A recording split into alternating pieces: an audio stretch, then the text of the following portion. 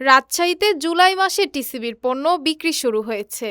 রোববার সকালে নগরীর চণ্ডীপুর এলাকায় এ কার্যক্রমের আনুষ্ঠানিক উদ্বোধন করেন রাজশাহীর জেলা প্রশাসক কাজী শহীদুল ইসলাম। জেলা প্রশাসক জানিয়েছেন, চলতি জুলাই মাসে নগরীসহ জেলার ৯টি উপজেলায় মোট ১,৭৪,০৫৭ জন কার্ডধারী পরিবার এই সুবিধা পাচ্ছেন। নগরীতে ৩৬টি সহ পুরো জেলায় ৮৩টি ডিলার পয়েন্ট থেকে ভর্তুকি মূল্যের পণ্য বিক্রি করা হচ্ছে।